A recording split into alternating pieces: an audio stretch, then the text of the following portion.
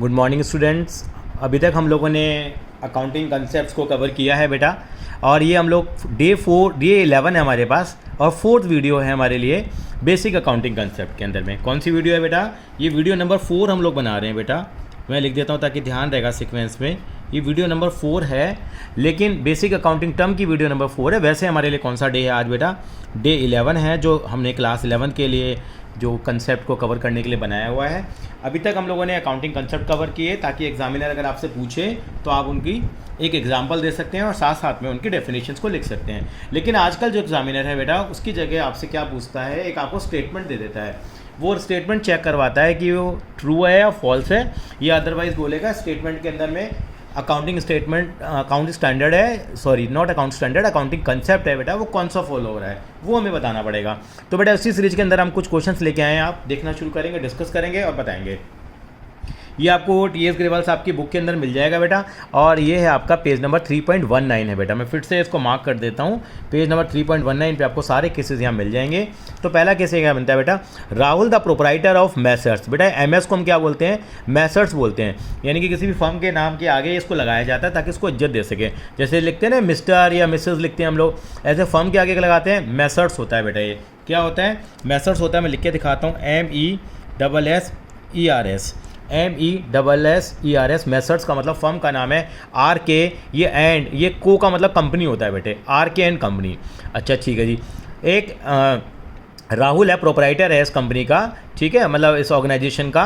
उन्होंने एक air conditioner purchase किया है, इंस्टॉल करा दिया अपने घर के ऊपर, ठीक है जी। Payment was made by issuing a cheque from the account of messrs R K N company. तो आर के एन कंपनी ने अपने अकाउंट से वो पेमेंट कर दी है।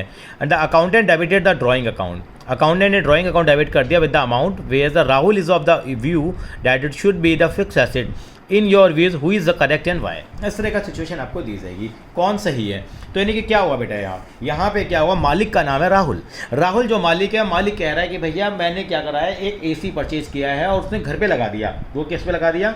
घर पे लगा दिया एसी। अगर घर पे एसी लगा दिया तो उसने कहा, अब अकाउंटेंट ने तो बिल्कुल सही काम किया बेटा, अकाउंटेंट इज करेक्ट है। अकाउंटेंट ने कहा है कि ड्राइंग्स है, क्योंकि अगर बिजनेस से पर्सनल यूज़ के लिए पैसा निकलेगा, क्योंकि घर में जो एसी लगवाया गया वो पर्सनल यूज़ है, पर्सनल यूज़ है, तो क्या मानेंगे इसको हम लोग? ड्राइंग्स मानेंगे।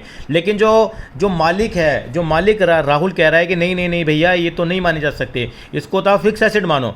अरे नहीं मान सकता फिक्स एसेट, यानी कि राहुल यहाँ पे गलत है और अकाउंटेंट यहाँ पे सही है। इसका रीज़न ये है क्योंकि यहाँ पे बिजनेस एंटिटी कंसेप्ट लगता है बेटा। कौन सा कॉन्सेप्ट लगता है?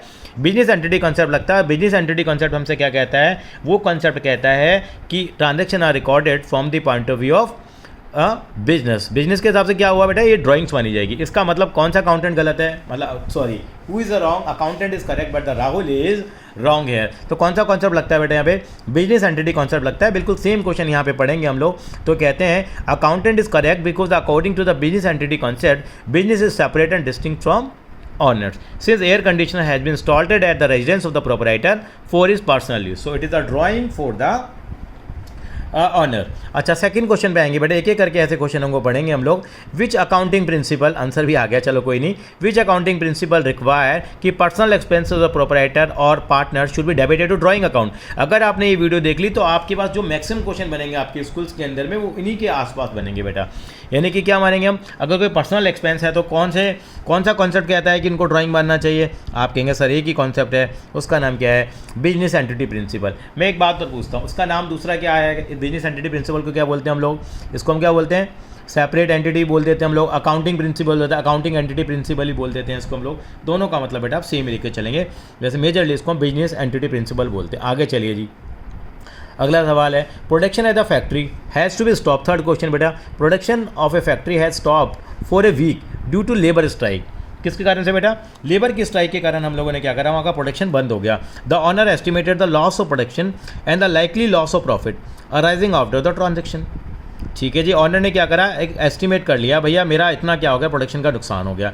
ही directed the accountant to record the loss in the books of account. ठीक है, is the owner correct in recording the likely loss? Give reason. आप सोच लीजिए जैसे कोरोना का टाइम चल रहा है, अब कितनी सारी फैक्ट्रियाँ हैं, आप देखते हो जो हमारी ऑटोमोबाइल इंडस्ट्री है वहाँ पर प्रोडक्शन ही नहीं हो रहा है। प्रोडक्शन नहीं हो रहा है, इसका मतलब क्या हो गया? या प्रोडक्शन, ये तो कोरोना आ गया, यहाँ पे क्या हो गया, ड्यू टू लेबर स्ट्राइक। अब प्रोडक्शन नहीं होगा तो मतलब प्रोडक्शन जो हो रहा है वो बंद हो जाएगा। इससे फर्म को क्या होगा सर, लॉस तो होगा ही होगा यहाँ पे। अगर यहाँ पे लॉस होगा तो क्या करना चाहिए हमारे को सर, यहाँ पे लॉस होना चाहिए तो इस लॉस को रिकॉर्ड करना चाहिए। तो लॉस को रिकॉर्ड करना चाहिए, लेकिन अकाउंटेंट तो कह रहा है कि मैं लॉस को रिकॉर्ड करूंगा, लेकिन ये गलत है। बिकॉज क्योंकि इसको मनी की फॉर्म में हम कन्वर्ट नहीं कर सकते, मनी की फॉर्म में कन्वर्ट नहीं कर सकते। तो कौन सा कॉन्सेप्ट लगेगा बेटा, यहाँ मनी मेजरमेंट कॉन्सेप्ट लगेगा। बिकॉज वो लॉस का एक एस्टिमेशन है, लेकिन ये हम लोग क्या नहीं कर सकते, लॉस को बुक्स में रिकॉर्ड नहीं करेंगे। इसी से रिलेटेड यानी कि मनी मेजरमेंट कॉन्सेप्ट यहाँ इसका आंसर आएगा। No, the owner is not correct, क्योंकि जो ऑनर है वो कह रहा था हमारे पास, यहाँ पे दोबारा पढ़ लेते हैं। Is the owner correct in recording the loss, accountant नहीं, ऑनर वाली बात थी, यानी कि ही डायरेक्टर द अकाउंटेंट, उसने अकाउंटेंट को बोला था कि इस लॉस को रिकॉर्ड करो, लेकिन वो गलत कह रहा है। Because owner is not correct, because the transaction in event are recorded in the books of account if they can be measured in money terms, अगर उनको मनी टर्म में हम लोग मेजर कर पाएँ तो, and on the basis of evidences. In the present case effect of this evidences और to that effect loss on profit does not exist, यानी कि हम इस लॉस को रिकॉर्ड नहीं करेंगे। कौन सा कॉन्सेप्ट लग गया बेटा, मनी मेजरमेंट कॉन्सेप्ट यहाँ लग जाएगा। कई बार है ना, कई बार आप देखेंगे कुछ सिचुएशन के अंदर में कुछ कॉन्सेप्ट है ना मिक्स हो जाते हैं, कुछ कॉन्सेप्ट मिक्स हो जाते हैं, लेकिन घबराइए मत, आप इस बुक को फॉलो करिए और इसके हिसाब से आप आंसर लिखते चले जाइए। एक छोटी सी बात पूछना चाहूँगा, जैसे एक कंपनी का मार्केटिंग मैनेजर है, उसने रिज़ाइन कर दिया, मान लो एक मार्केटिंग मैनेजर ने रिज़ाइन कर दिया, तो रिज़ाइन करने से क्या होगा, क्या उस ऑर्गेनाइजेशन को नुकसान होगा सर? बिल्कुल नुकसान होगा, नेचुरल सी बात है। इतना प्रोडक्शन मैनेजर है या मार्केटिंग मैनेजर अगर चला जाएगा तो नुकसान तो होगा ना। अगर मान लो स्कूल प्रिंसिपल अगर रिज़ाइन कर देता है तो क्या उससे नुकसान नहीं होगा? क्या बिल्कुल नुकसान होगा। नया प्रिंसिपल आएगा, टाइम लगेगा सेटलमेंट करने के अंदर में, चीज़ों को समझने के अंदर में, तो लॉस तो होगा। तो इसका मतलब क्या है, इस लॉस को बुक्स में रिकॉर्ड कर लें? बिल्कुल नहीं करेंगे। कौन सा कॉन्सेप्ट कहता है सर? ये मनी मेजरमेंट कॉन्सेप्ट कहता है। चलिए फोर्थ सिचुएशन पे आते हैं। Under which accounting principal quality of man power is not recorded in the books of account. Quality of man power पे हमने पहले भी डिस्कस किया है। क्वालिटी ऑफ मैन पावर को हम रिकॉर्ड नहीं कर सकते बुक्स के अंदर में। रीजन बीइंग क्या है बेटा, क्वालिटी ऑफ मैन पावर को रिकॉर्ड ना करने का? क्योंकि ह्यूमन बींग्स की वैल्यू तो अनमोल है, उनको हम रिकॉर्ड नहीं कर सकते। आपने दीवार मूवी का डायलॉग सुना हुआ है कि मेरे पास गाड़ी है, घोड़ा है, बिल्डिंग है, उन सब की वैल्यू निकाल सकते हैं, लेकिन वो कहता है इसके अंदर में, शशि कुमार कहता है मेरे पास माँ है, तो लेकिन माँ can not be recorded in the books of account. ये सीरियस लिमिटेशन है। कंसेप्ट कौन सा लगा बेटा यहाँ पे? मनी मेजरमेंट प्रिंसिपल लगेगा बेटा। क्या लगेगा यहाँ पे? मनी मेजरमेंट प्रिंसिपल है, वो हम लोग यहाँ पे फॉलो करेंगे, क्योंकि हम लोग क्वालिटी ऑफ मैन पावर जो है वो रिकॉर्ड बुक्स में नहीं कर सकते। आगे चलेंगे, पांचवा सवाल बेटा, acids of standard sugar company है, यानी कि कंपनी का नाम है, was acquired by the government. इस कंपनी के एसिड्स को भारत सरकार ने क्या कर लिया है? एक्वायर कर लिया 1 अप्रैल 2000 को। पुराना क्वेश्चन चला आ रहा है। And the company received in compensation of 10 crore. Government ने क्या करा? उनको 10 करोड़ रुपये की क्या दे दिया? कंपनसेशन दे दिया। Company did not have any other business as on the date of acquisition and also has not be venture in to any other business after acquisition of assets. यानी कि कंपनी के जब सारे एसेट्स चले गए, उस डेट पे company के पास और कोई बिजनेस नहीं है। अब क्या हुआ? Company place the amount so received in a fix deposit with the bank. ये पैसा कहाँ जमा करा दिया उन्होंने? बेटा बैंक में जमा करा दिया। कहाँ जमा करा दिया बेटा? बैंक में जमा करा दिया, which is laying deposit in the bank as on date also. आज तक वो पैसा बैंक में जमा है। Is you also file a case in court, कि उसने कोर्ट में केस फाइल कर दिया for the higher compensation, higher compensation के लिए। तो is company is going concern, यानी कि मतलब क्या हुआ? इस कंपनी ने क्या करा? 10 करोड़ रुपए की, सॉरी 10 करोड़ नहीं है, हाँ 10 करोड़ ही है, 10 करोड़ की कंपनसेशन से क्या हुआ? कंपनी खुश नहीं हुई। कंपनी खुश नहीं तो क्या हुआ? कंपनी चली गई कोर्ट के अंदर में चली गई। तो यानी कि कंपनी ने क्या करा? ज़्यादा मुआवजा मांगा, ज़्यादा कंपनसेशन मांगा। तो क्या ये गोइंग कंसर्न माना जाएगा? बिल्कुल नहीं, बिल्कुल गोइंग कंसर्न नहीं माना जाएगा। रीज़न क्या है बेटा? बिकॉज उसका ये बिजनेस थोड़ी है बेटा कि इसको आगे तक चलाता रहेगा। वो तो एक मतलब मैटर ऑफ टाइम है कि वो सेटिस्फाई नहीं हो पाया गवर्नमेंट की कंपनसेशन से, तो वो उसके ऊपर क्या कर सकता है? स्यू कर सकता है और वो पैसा क्या कर सकता है? आधे जो हायर अमाउंट है वो उसके लिए डिमांड कर सकता है। लेकिन इसको कभी भी हम गोइंग कंसर्न कंसेप्ट नहीं मानेंगे। तो is the company is going concern? आपका आंसर होगा बिल्कुल गोइंग कंसर्न नहीं होगी, because he is only demanding the higher compensation, not questioning the acquisition order of the government. Government के जो ऑर्डर है उसको उसके अगेंस्ट नहीं जा रहा, वो बेसिकली वो नहीं कह रहा अक्वायर करो, लेकिन उसको क्या चाहिए? कुछ कंपनसेशन ज़्यादा चाहिए। जैसे आपने देखा मेट्रो का फ्लाईओवर बन रहा था या मेट्रो का प्रोजेक्ट बन रहा था, तो काफ़ी दुकान आ जाते हैं, बीच में आ जाते हैं, तो उसके लिए क्या मानती है? गवर्नमेंट एक्वायर कर लेती है, लेकिन उसके लिए कंपनसेशन देती है। कई बार हम अगर खुश नहीं होते उस कंपनसेशन से, तो we can sue to the government in the court में स्यू कर सकते हैं। हो सकता है कि हमें हायर कंपनसेशन मिल जाए, लेकिन इसको हम लोग कभी भी गोइंग कंसर्न नहीं मानेंगे। आगे चलेंगे बेटा। छठा सवाल है, विच प्रिंसिपल एज्यूम दैट कि business enterprises will not be liquidated, कि बिजनेस एंटरप्राइजेज कभी लिक्विडेट नहीं होंगी। लिक्विडेट नहीं होंगी तो इसका मतलब क्या मानेंगे, या इसके मतलब अजर है, अमर है, जैसे हम लोग कहते हैं। इसका मतलब कौन सा कॉन्सेप्ट लगता है बेटा, गोइंग कंसर्न कॉन्सेप्ट लगता है। इसका मतलब हमारी ऑर्गेनाइजेशन बहुत लंबे टाइम तक हमारे लिए चलने वाली है। 7 पे आएंगे बेटा। अब देखिए ये भी अच्छा सवाल है, एक इंफ्रास्ट्रक्चर कंपनी है। इंफ्रास्ट्रक्चर कंपनी क्या होती है, जो बेसिक फैसिलिटीज़ प्रोवाइड करती है। इसका मतलब ऐसी कंपनी जो इरिगेशन में लगी हुई है, रोड डेवलपमेंट के अंदर लगी हुई है, ब्रिज में लगी हुई है, कंस्ट्रक्शन के काम में लगी हुई है, वो कंपनियां इंफ्रास्ट्रक्चर कंपनी कहलाती हैं। इससे हमें कोई मतलब नहीं है। बिल्डिंग हाईवे बनाती है, वो has a contract to construct road बना रहे होगा 25 किलोमीटर का, ठीक है जी। Project likely to completed in 4 साल, प्रोजेक्ट 4 साल में कंप्लीट होगा। It has approached a bank seeking finance, इसने एक बैंक को अप्रोच किया, भाई मुझे क्या दे दो, फाइनेंस दे दो। Bank has requested them to prepare projected yearly account where as the company has argue, company ने बहस करना शुरू कर दिया। Since the project shall be completed in 4 years, तो project accountant should be prepared projected account should be prepare at the end of the project. Is the company correct in its view, give reason. क्या company सही है, बिल्कुल गलत है। यानी कि अगर 4 साल में आपका प्रोजेक्ट खत्म होगा, तो थोड़ी है कि आप प्रोजेक्टेड अकाउंट 4 साल बाद बनाएंगे, लेकिन एस्टिमेटेड बेसिस पर आपका काम तो चलता रहेगा ना। 4 साल में प्रोजेक्ट खत्म होगा, लेकिन थोड़ा थोड़ा तो आपका काम कंप्लीट होता रहेगा। तो इस बेसिस के आपको ईयरली बेसिस पर अकाउंट आनी चाहिए। मैंने बताया भी है, organisation is to be divide into the smaller part में डिवाइड कर लेते हैं, और इन स्मॉलर पार्ट्स को हम लोग क्या कहते हैं बेटा, अकाउंटिंग पीरियड कहते हैं। तो कौन सा कॉन्सेप्ट फॉलो होता है यहाँ पे, अकाउंटिंग पीरियड। यानी कि कंपनी ने क्या फॉलो नहीं करा, अकाउंटिंग पीरियड कॉन्सेप्ट फॉलो नहीं करा। इसका मतलब बैंक यहाँ सही है और कंपनी यहाँ गलत है। उनको अपने अकाउंट ईयरली बेसिस के ऊपर बनाने चाहिए, तो हमें अकाउंटिंग रेगुलर बेसिस के ऊपर करनी चाहिए। इसका मतलब अकाउंटिंग पीरियड कंसेप्ट यहाँ लगता है। तो इस तरीके से हम इन चीज़ों को समझ पाएंगे बेटा।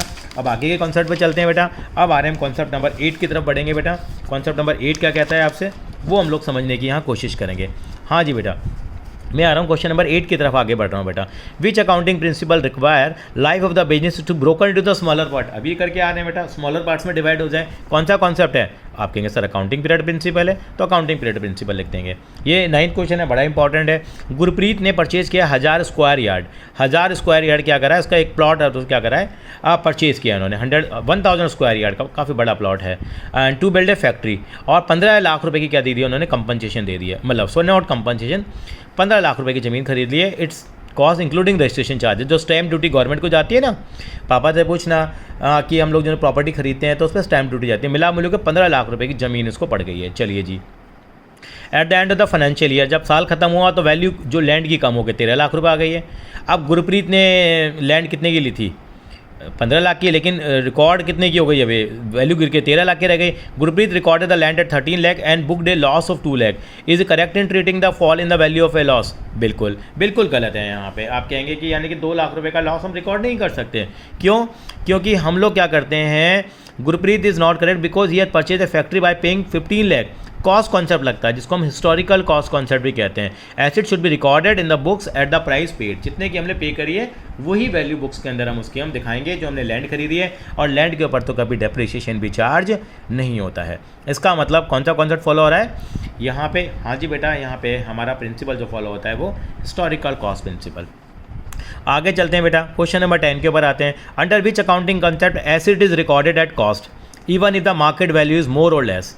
एसेट इज रिकॉर्डेड, हाँ एसेट रिकॉर्ड होती है ना बेटा कॉस्ट के ऊपर। इसका मतलब कौन सा कॉन्सेप्ट लगेगा, बिल्कुल जो अभी हम करके आ रहे हैं।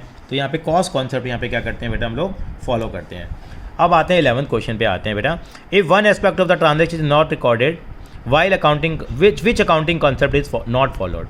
हमें मालूम है कि हमें हर एक ट्रांजैक्शन के 2 एस्पेक्ट होते हैं, एक डेबिट होता है और क्रेडिट होता है। कौन सा कॉन्सेप्ट कहता है, डुअलिटी प्रिंसिपल कहता है या डुअल एस्पेक्ट कॉन्सेप्ट कहता है। इन्होंने ये बोला है कि कौन सा कॉन्सेप्ट इज नॉट फॉलोड, कौन से कॉन्सेप्ट को फॉलो नहीं करा उन्होंने, डुअल एस्पेक्ट को। और एग्जामिनर आपसे पूछेगा एक्सप्लेन कर दो कॉन्सेप्ट को, फिर आप उसको एक्सप्लेन कर देंगे।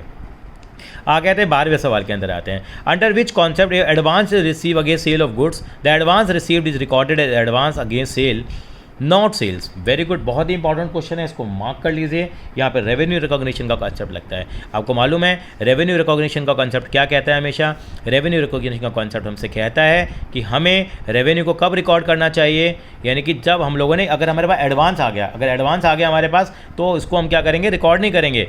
एडवांस को रिकॉर्ड करेंगे लेकिन इसको सेल नहीं मानेंगे। यानी कि किसी ने पैसा हमें दे दिया, 5 लाख का इसने मेरे को किसी ने ऑर्डर दिया, 5 लाख का ऑर्डर हमारे पास आ गया, लेकिन ऑर्डर हम डिलीवर अगले साल करेंगे, लेकिन उसने 50,000 का मैं एडवांस दे दिया, तो 50,000 को अगर उसने एडवांस दे दिया तो उसको एडवांस ही मानेंगे, ना कि इसको सेल मानेंगे। और ये कौन सा कॉन्सेप्ट कहते हैं हमसे? रेवेन्यू रिकॉग्निशन कॉन्सेप्ट इस बात को कहते हैं। आगे चलते हैं, 13 पे आते हैं बेटा। 13 में क्या है? एक एंटरप्राइजेस है बेटा, prepare it account under the accrual basis. Accrual basis पे वो अपने क्या बनाती है बेटा? अकाउंट तैयार करती है। Salary amounting to ₹10,000 for the month of March 2019 were not paid, और हमने सैलरी पे नहीं करी है। The owner did not want the accounted The owner did not want to account it in the books of account on the ground that the amount was not paid. The enterprises closed its books on 31st March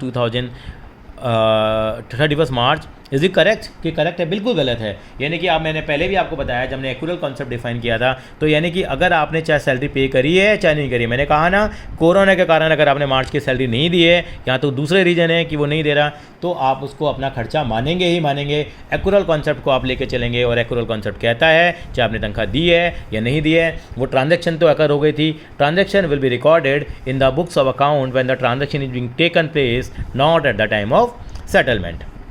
चलिए जी, illustration number मतलब question number 14 है, ये भी same पंच के ऊपर है। Rent है मार्च 2019 का, पे नहीं करा, under which accounting concept it should be recorded. किस बेसिस पे? बिल्कुल सही है, एक्यूरल कॉन्सेप्ट के बेसिस पे इसको भी हमें क्या करना चाहिए? रिकॉर्ड करना ही चाहिए। इसका मतलब कौन सा कॉन्सेप्ट वायलेट करते हैं अगर रिकॉर्ड नहीं करते हम लोग? तो एक्यूरल कॉन्सेप्ट करते हैं और रिकॉर्ड कर लेते हैं, तो कौन सा कॉन्सेप्ट फॉलो करेंगे? बिल्कुल एक्यूरल कॉन्सेप्ट आ जाएगा। 15 सवाल, ये भी इंपॉर्टेंट है। Capital is the liability for the business, ये वेरी फर्स्ट डे आपको बताया गया था। Capital is the liability for the business, कौन सा कॉन्सेप्ट लगता है? बिल्कुल बिजनेस एंटिटी प्रिंसिपल। यहाँ पे हम लोग क्या करेंगे बेटा? फॉलो करेंगे। कौन सा प्रिंसिपल? Business entity principal. आगे चलते हैं, 16 है बेटा। Closing stock is valued at lower of cost of market price, बहुत इंपॉर्टेंट है। विच अकाउंटिंग कॉन्सेप्ट पता लग जाना चाहिए। देखते ही हमने काफ़ी एग्जांपल दिए थे। क्लोजिंग स्टॉक का मतलब मेरे मोबाइल हैं अग्रवाल मोबाइल स्टोर में, दुकान पे, तो कौन सी प्राइस लेता हूँ जो दोनों में से क्या होती है? कम होती है, क्योंकि मैं एंटिसिपेट करता हूँ किसको? हमेशा लॉसेस को, ना कि प्रॉफिट्स को। तो कौन सा कॉन्सेप्ट है बेटा? बिल्कुल प्रूडेंस कॉन्सेप्ट यहाँ पे हम लोग लगाएंगे। 17 पे आते हैं। एक कंपनी ने लॉस कर दिया वाइटल मशीनरी इन एक्सीडेंट, बहुत ही इंपॉर्टेंट मशीनरी थी जो एक्सीडेंट में 2 मार्च 2019 को, which has adverse impact on its production capacity पे इसका इम्पैक्ट पड़ेगा। As it is likely to lose the business to its competitor, और कॉम्पिटिटर्स से क्या करेगी? ये बिजनेस को क्या करेगी? लूज कर देगी। Company has not disclose this fact in the annual report for the year ended. सारी बातें क्लियर हैं, रिपोर्ट नहीं किया उन्होंने फैक्ट को। Do you think the complying with the convention of full disclosure? बिल्कुल नहीं, company not complying with the convention of full disclosure. As a loss of vital machinery का अगर लॉस हुआ है तो इसका मतलब ये वाइटल लॉस हुआ है, और ये should be shown in the books of account. यानी कि फुल डिस्क्लोजर प्रिंसिपल को कंपनी ने यहाँ फॉलो नहीं किया है। 2 छोटे छोटे पार्ट और हैं, वो भी यहाँ देख लेते हैं। 18 और 19 है बेटा, देखते हैं। एक इन्वेस्टमेंट कंपनी है, has been valuing its inventory of land at the lower of market price और कॉस्ट। तो अगर इन्वेंट्री है, इन्वेंट्री का मतलब बेटे स्टॉक ही होता है। अगर स्टॉक के लिए हम अगर बात करते हैं तो स्टॉक को हम किस पे रिकॉर्ड करते हैं? जो भी दोनों में से लोअर होता है। तो कौन सा कॉन्सेप्ट फॉलो होगा? यहाँ पे भी प्रूडेंस कॉन्सेप्ट हमारा फॉलो होगा, क्योंकि हम स्टॉक को और इन्वेंट्री को और गुड्स को उस पर वैल्यू करते हैं जो दोनों में से लोअर होता है। लास्ट क्वेश्चन है यहाँ पे 19।